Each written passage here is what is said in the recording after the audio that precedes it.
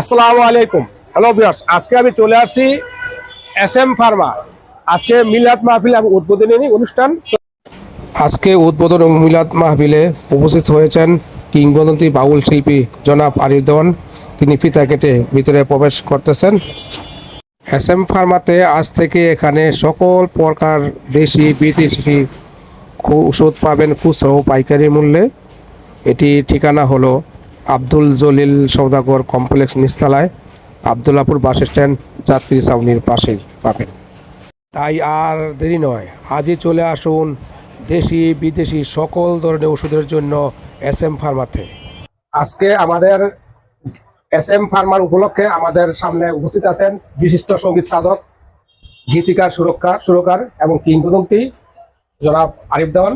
ওনার সাথে জানবো যে এই আমাদের নানার যে একটা বই আছে, বই সম্বন্ধে আগে তো নানার বইয়ের আগের বইটা খুব ভালো একটা সাপোর্ট দিছিল, এই বই সম্বন্ধে কিছু আমরা জানবো।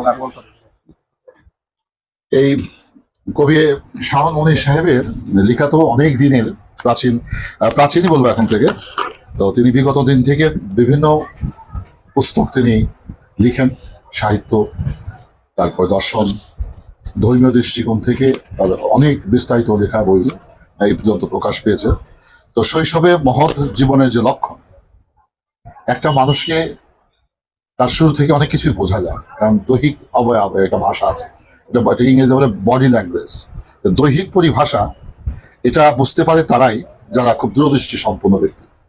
তো আমার এই মনির ভাইয়ের যে শৈশবে মহৎ জীবনের যে লক্ষণ, এটা তার বিচক্ষণতার আলোকে, তার অভিজ্ঞতার আলোকে তিনি এই বইটাকে লিখেছেন।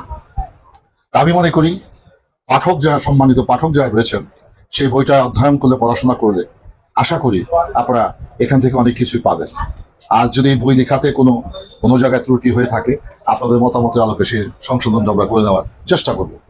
তো মনির ভাইয়ের বিগত দিনের অনেক লেখা বই এ পর্যন্ত বিভিন্ন প্রকাশনালয় থেকে প্রকাশ পেয়েছে এবং আগামীতে প্রকাশ পাবে। বিশেষ করে মনির ভাইয়ের লেখালেখির প্রতি আমার একটা শ্রদ্ধা আছে। পৃথিবীতে অনেক মানুষ আসে, কিন্তু লেখালেখি, সেটা দর্শন হোক, সেটা সাহিত্য হোক, গান হোক, লেখালেখি সবাই করতে পারে না। এটা গড গিফটের কলাপ্রদত্ত বিষয়। তো আমি মনির ভাই লেখার জন্য আমার হৃদয় থেকে তার প্রতি ভালোবাসা এবং শুভকামনা রইল। এবং পাঠকবৃন্দ যারা আছেন, যারা এই ধরনের বই পুস্তক লেখালেখি করেন, তাদেরকে উৎসাহ দিতে হলেও এই বইগুলোকে আপনাদেরকে, পাঠকের একটা বিশাল ভূমিকা রয়েছে। সেই বইটি যদি আপনারা পড়েন, তাহলে পাঠকের লেখা সার্থক হবে। এই সকলের মঙ্গল কামনা করে এবং কবি SM শাওন মনির সাহেবকে আমার হৃদয় থেকে শ্রদ্ধা এবং সালাম জানিয়ে, সকলকে ধন্যবাদ জানিয়ে আমি আমার বক্তব্য শেষ করছি। ধন্যবাদ। আমরা শুনবো আমাদের SM কবি শাওন মনির বা আতাতি কবি, ওনার সম্বন্ধে জানবো, ওনার বইটা সম্বন্ধে।